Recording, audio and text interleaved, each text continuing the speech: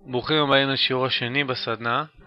השיעור הקרוב ילמד אתכם מספר מושגים בסיסיים שילוו אותנו בתהליך הלימוד. בראש ובראשונה, תורת הניתוח הטכני מתבססת על הטענה שהכל נמצא בגרפים. כלומר, כל מה שידוע לנו על המניה בא לידי ביטוי במחיר ובמחזורי המסחר. כדי להבין בדיוק על מה אני מדבר, נציג מספר מושגים. הראשון, מגמה או טרנד. זהו כיוון התנועה הכללי שבו הגרף מתקדם בתקופת זמן מסוימת. המגמה יכולה להיות עלייה, דשדוש או ירידה. רמת תמיכה, זוהי רמת מחיר שסביר שהמניה לא תרד מתחתיה על בסיס מחקרים היסטוריים. כלומר, הגרף מראה לנו כי יש מחיר שבו הביקוש גובר על ההיצע, ולכן המניה חוזרת לעלות מעל אותו רף מחיר. רמת התנגדות, בדומה לרמת התמיכה, כאן מדובר על רמת מחיר שסביר שהנכס לא יעלה מעליה, מאותה הסיבה שכנראה ההיצע גובר על הביקוש. מומנטום, זהו פרמטר שמציג את העוצמה של התנועה בגרף. גם בעלייה וגם בירידה במניות, העוצמה יכולה להיות חזקה או חלשה.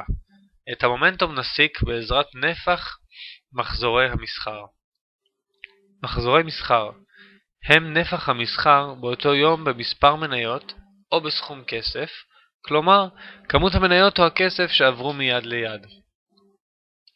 גרף מניה, גרף מניה מציג התפתחות ביקוש והיצע לאורך זמן מסוים. באמצעות ניתוח הגרפים נסיק את כיוון המסחר, המגמה, נקודות הקנייה והמכירה, יעדי זמן ומחיר. תיקון טכני, תיקון טכני הינו תנועת שוק נגד המגמה הכללית, הנוטה להחזיר חזרה בין 38 ל-62% מהמהלך הקודם. כלומר, אם התנועה בגרף הייתה מגמת עלייה, תיקון טכני יוביל לירידה לרמת מחיר שהיא 38 עד 62% ממחיר השיא של מגמת העלייה האחרונה. גבוה יומי, המחיר הגבוה ביותר שאליו הגיע המניה במהלך יום המסחר.